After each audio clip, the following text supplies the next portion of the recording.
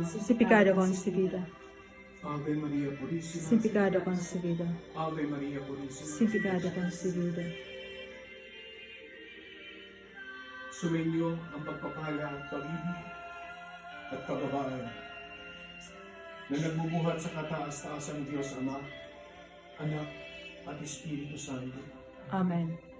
Papayapa at pagpapalang hapon sa inyo, mga anak ng ating Ama Tina.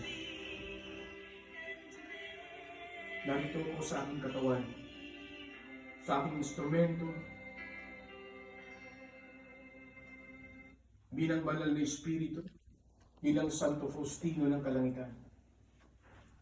Bilang ako at siya ay isa sa panahon na ito, kaya't ako bilang banal na Espiritu,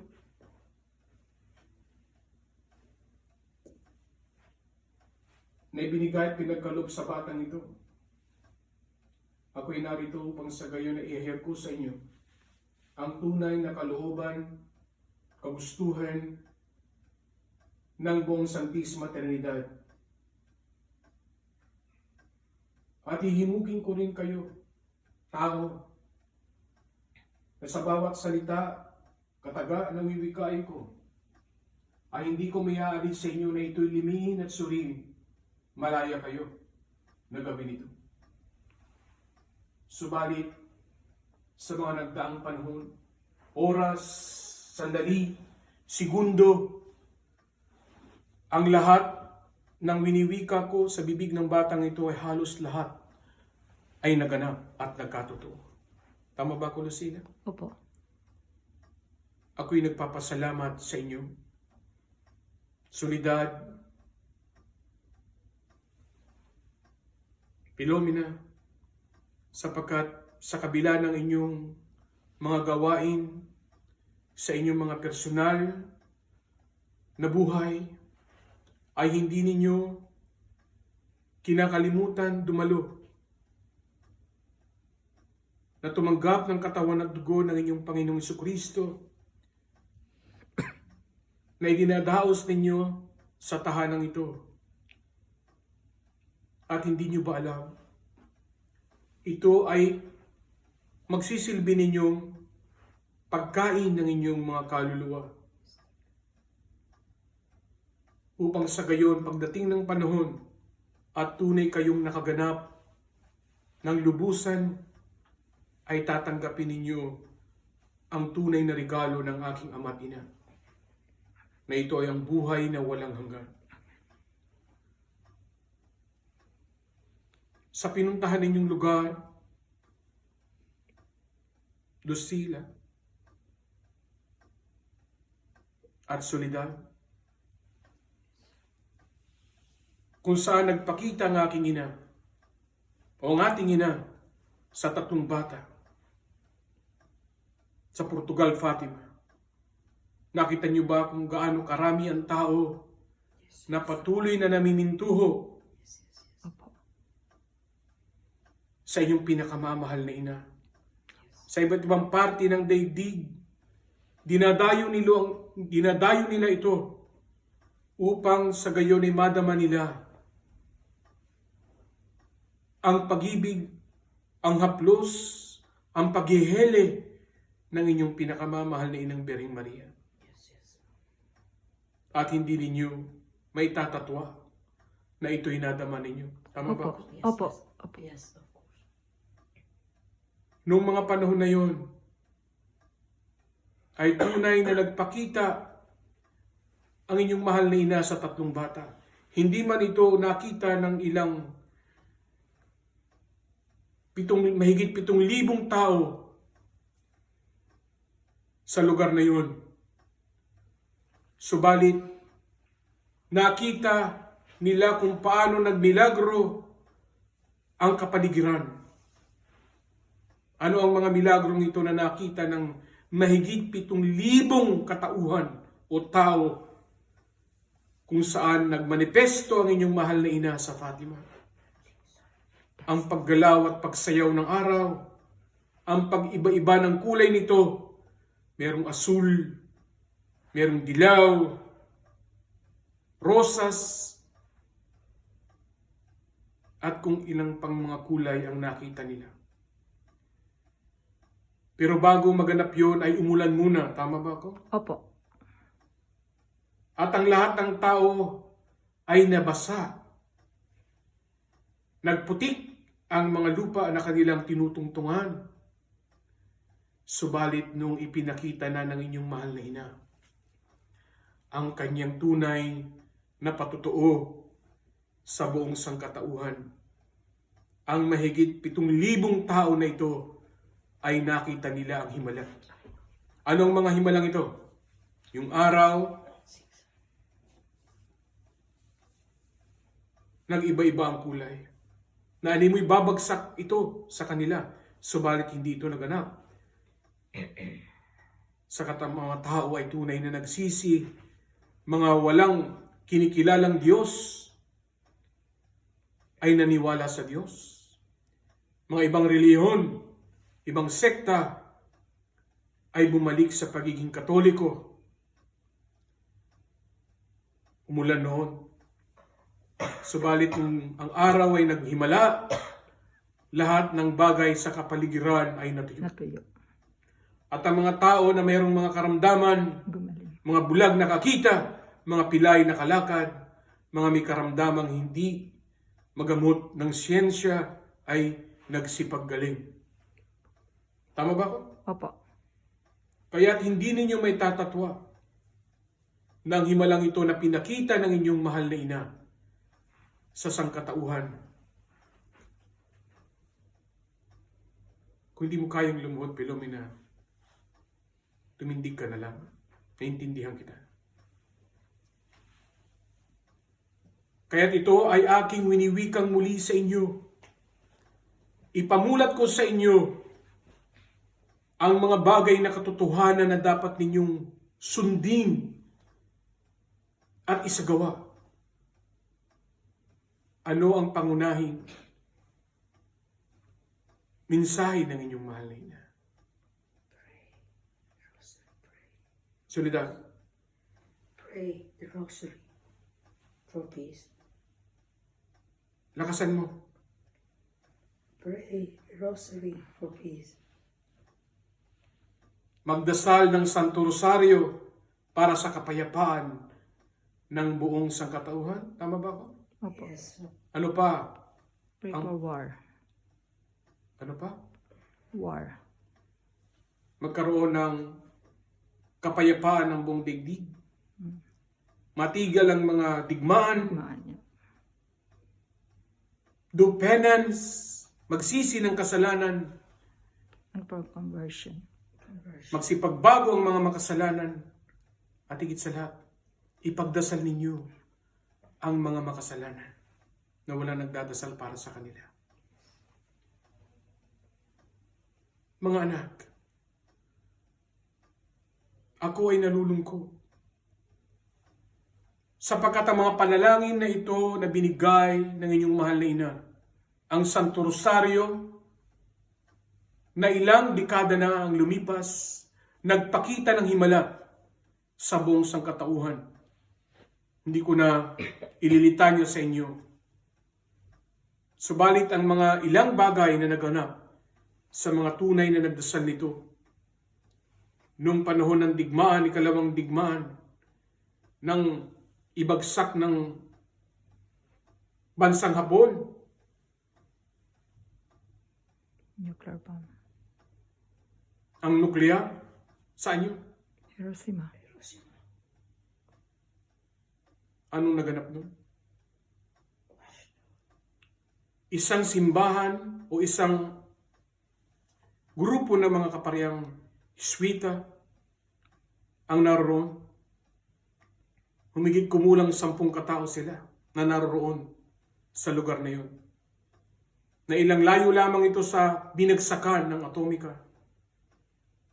Nadurog ang mga kapaligiran, subalit ang tinitirhan o kinalalagkakan ng mga paring ito at mga manggagawa nito, nagalusan lamang sila. Hindi nagupo, hindi nadurog ang kanilang tinitirhan. Nabasag lang ang salamin, ng mga bintana dahil sa pagsabog ng atomika. Subalit hindi sila nadurog, hindi sila nalusaw. Subalit ang paligid nila ay tinatawag ninyong ground zero. Ibig sabihin, nalusaw. Subalit ang mga taong ito, mga pari na ito, ay hindi man lang natuna at hindi nasawi. Nung sila ay tinanong ng mga siyentipiko,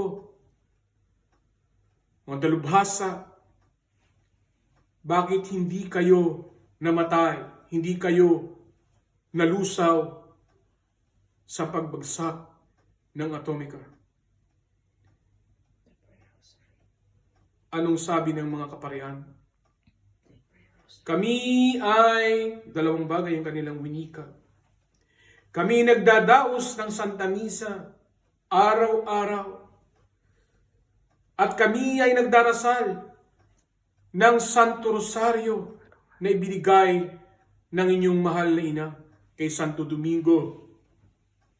At ito ang kanilang inuusal at ginagawa sa araw-araw nilang buhay. Kaya kung dumating ang sakunang ito, doon nagpakita ng tunay na kapangyarihan sa mga taong tunay na nagbibigay ng pahalaga sa debosyon nito ng inyong mahal na ina. Tama ba ako? Opo.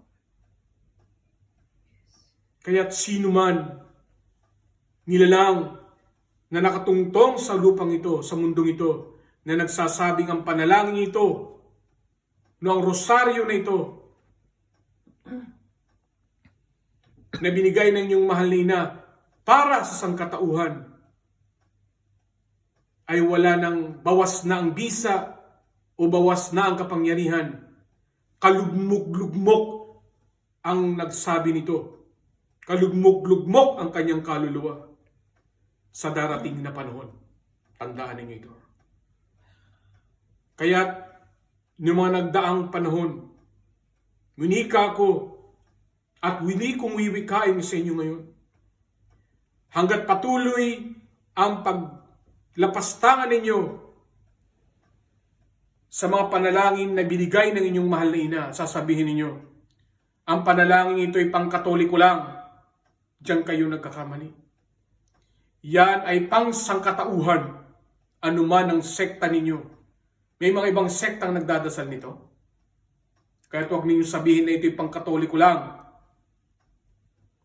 At ang unang simbahan na winigas ng inyong mahal lingkong, kung anong tunay na kanyang simbang itinatag, ang Iglesia Katolika Apostolika.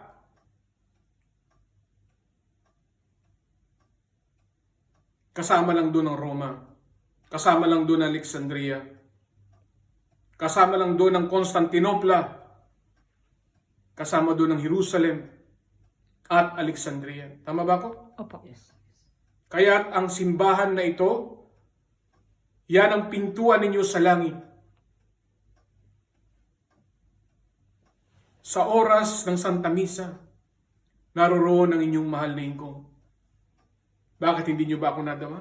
O hindi nyo ba nadama ang inyong mahal na ingkong? Nadadama po. Hindi nyo ba naululigan ng kanyang tinig? Sa humiliya ng batang ito, Opo. naroroon ang inyong mahal na ingkong. Ipilit po. Sapagkat ang mga kaparian, ang mga saserdote, yan ang persona en Spiritu Santo. Hindi lang persona en Christe, kundi persona en Spiritu Santo. Ibig sabihin, ginagamit din sila ng Espiritu Santo ang mga kaparian. Sa pamamagitan nila na isasagawa ng inyong mahal na ingkong. Nawiwika nila, nawiwika niya ang nais niyang ipahatid sa sangkatauhan. Gusto niyo malaman pa ang ibang hiwaga? Opo. Pues ito wiwikain ko sa inyo. Nung bata pa ang inyong mundo, Hindi ba't winika ko na noon? Akyat panaog ang mga anghel. Opo. Nakikita ng mga tao ng harap-harapan. Totoo yan. Subalit kung nagkasala kayo tao, doon na naputol ang ugnayan na ito. Subalit, nagpadala ang Diyos ng tinatawag na celestial na tagamasid o celestial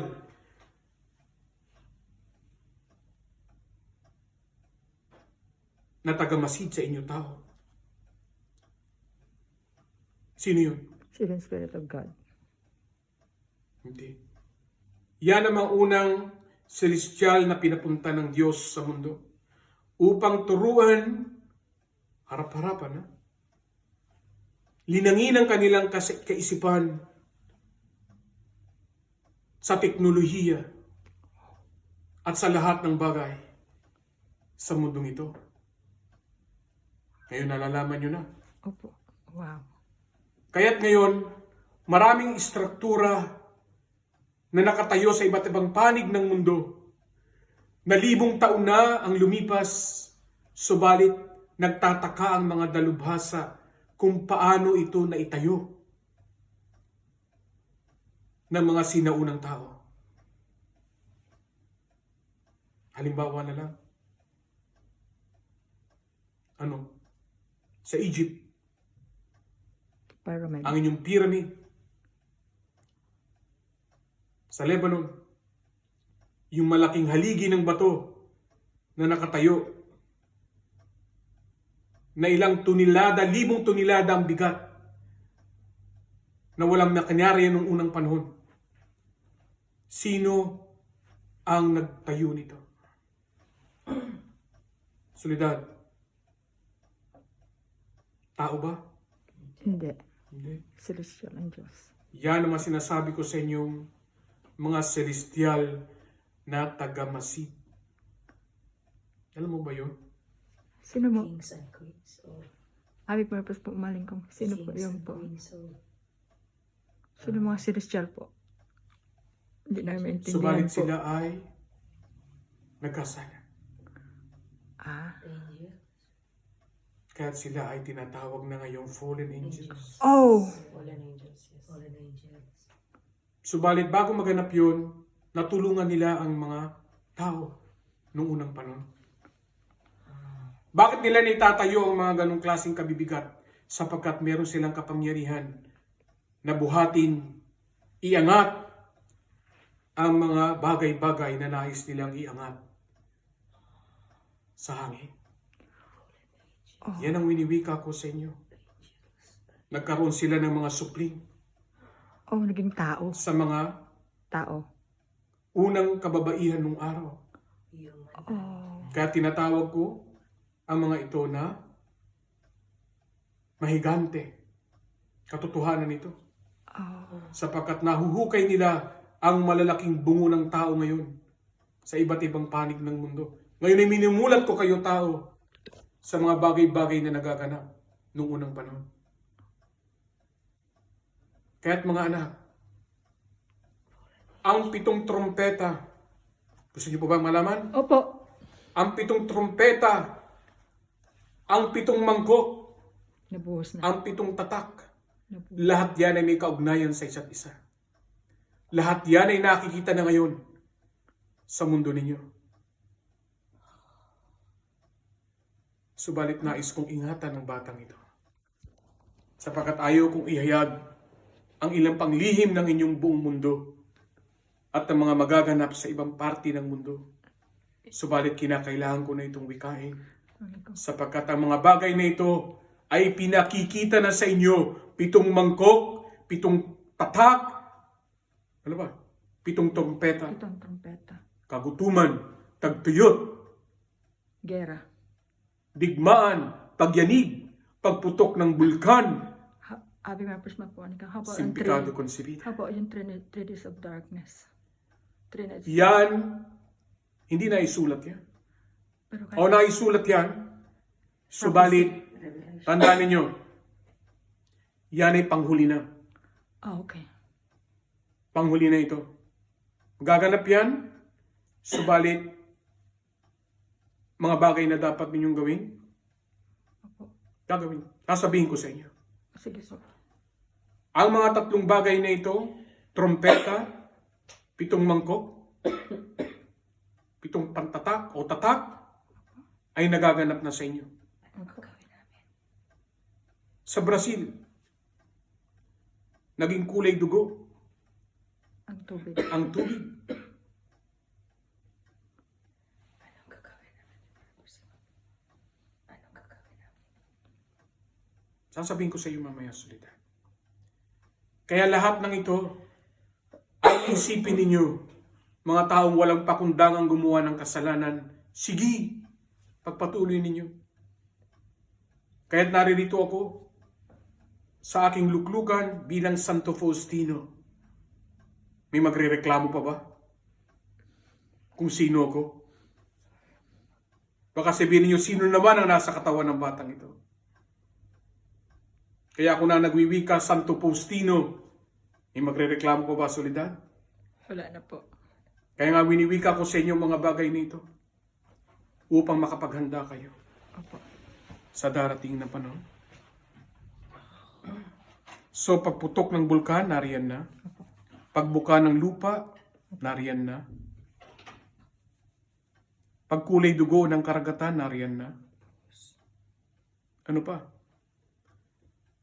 Pagtuyo ng mga dagat, sapa, ilog, nariyan na. Pag-ulan ng yelo at niebe, nariyan na. Na kasing laki ng mga Bato. kasing laki ng palanggana ninyo. Recently in Bukidnon, okay? Sabi ni Bukidnon. Kaya nga winiwika ko sa inyo tao, ito ay paghahanda. Pagpapakita sa inyo ng senyales na tunay nang nalalapit ang daigdig ninyo. Saan? Sa paghuhukom. Subalit hindi ko kayo tinatakot. Sapagkat kung malinis, busilak, ang inyong kalooban. At patuloy ang inyong pamimintuho sa panalangin itinuro sa inyo ng inyong mahal na ina, ang Santo Rosario. Nasabi ng ilan, wala na itong bawas na ang bisa. Bakit? Mali ba ang inyong mahal na ina sa pagtuturo nito kay Santo Domingo ng panalangin kung alam niya at batid niya na ito'y mababawasan ng bisa sa darating na panahon? Sagutin niyo. Hindi po. Ang inyong mahal na ina na ang nagbigay sa inyo ng sandata na ito. Kaya ang Santo Rosario ninyo, ang sandata sa lahat ng uri, klase, Ng sakuna. ng kasama na doon, sakuna. Lahat ng hindi kalooban ng Diyos. Subalit ito'y lalaki pa ninyo ng tunay na pananalig at pananampalataya at busilak na puso at taos sa puso.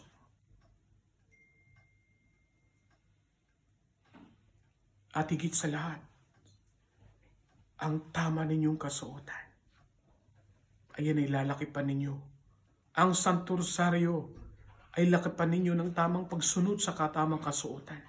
Sapagkat nakasulat yan sa Santong Kasulatan. At yun din ang ipinakikita, ipinakilala at pinabatid sa inyo ng inyong mahal na ina sa pamamagitan ng banal na luklukan. Merong isang apo,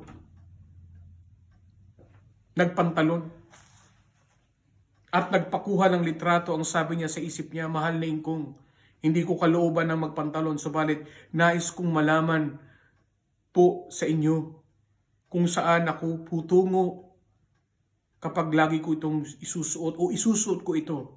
Alam mo, nagpakuha ng larawan ng isang apo na ito na nakapantalon. Taga Hong Kong yan. I know that. I remember. Alam niyo ba kung anong nakita sa litrato?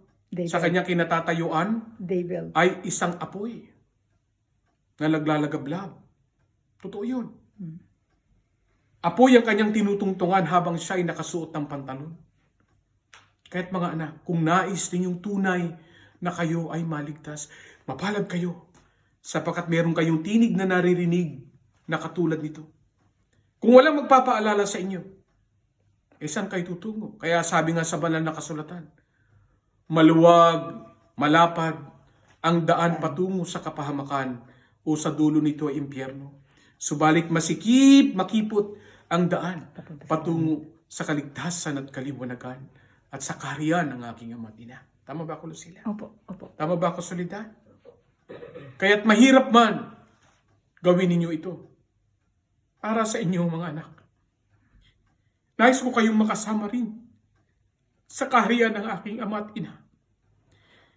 Kung makita ninyo ang kaligayahan, ang kapayapaan ng lugar na aking kinabibilangan ngayon, hindi na kayo maghahanap buhay, hindi na kayo maghihirap.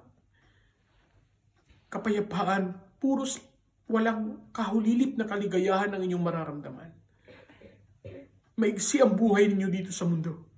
May umaabot ba sa inyo ng 100? Di ba't bihira lang? Opo. Hindi nung unang panahon. Dinadapuan na kayo ng iba't ibang klaseng karamdaman. Subalit sa kabilang buhay, na yun ang dapat ninyong paglaanan ngayon ng pansin at panahon. Doon nyo dapat bigyan ng, kaya nga sabi nga ng banal na kasulatan, mag-ipon kayo ng kayamanan nyo sa langit. Huwag dito sa lupa. Sapagkat dito sa lupa, mananakaw ito, makakalawang ito, madudurog ito. Katulad ng mga nagaganap ngayon na buong buhay niya, inipunan niya, pinagawa niya ang kanyang tahanan ng malapalasyo. Subalit sa isang igla, nadurog ito. Nadurog ito. Subalit kung kayo nag-iipon ng kayamanan sa langit, hindi ito mananakaw kailanman. At kung kayo ay dumating ng panahon na kayo ay kunin ang inyong katawang lupa, huwag kayong matatakot. Sapagkat sanlaksang anghel ang susundo sa inyo. Amen. Para dalhin kayo sa tama ninyong kalalagyan ng inyong buhay. Naintindihan niyo ba ako? Opo. Kaya, may tanong ba kayo? Magtanong na kayo. Sapagkat alam ko na meron kayong katanungan sa inyong mga kaisipan.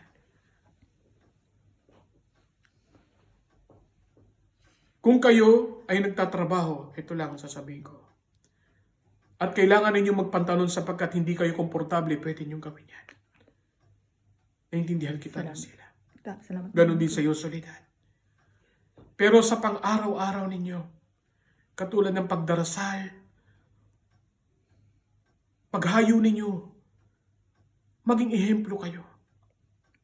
Upang sa gayon ay matularan kayo ng iba ninyong mga kapatiran. Upang ang mga panalangin ninyo sa aking ina at ama ay makarating kahit man lang sa pintuan ng kalangitan.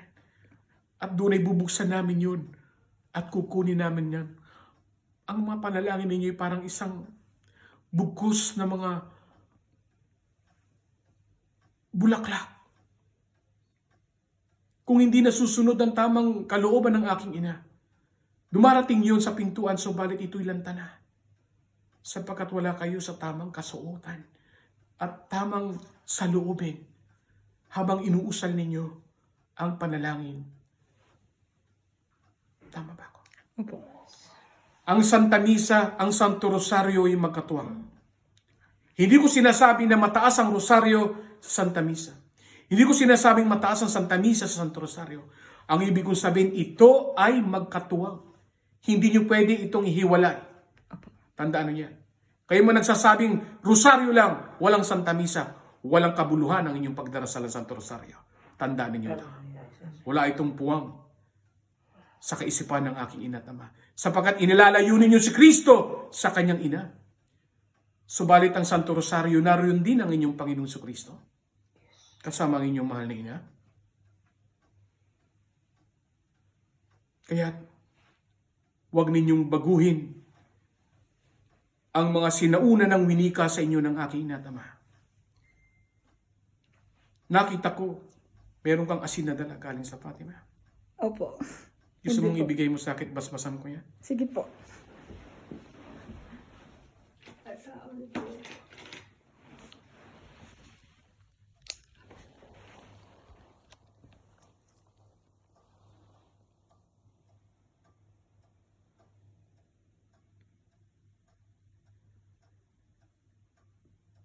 Alam mo ba kung paano gamitin ito? I-visit. Ay, Sa mga may karamdam po, ano lang, ilagay mo lang sa tubig na at saka maligamgam. painumin po. isang kurot lang. Isang kurot lang po. Ilagay mo sa tubig, haluin mo, at ipainom mo sa may karamdaman. Amen. Yun lang. All po.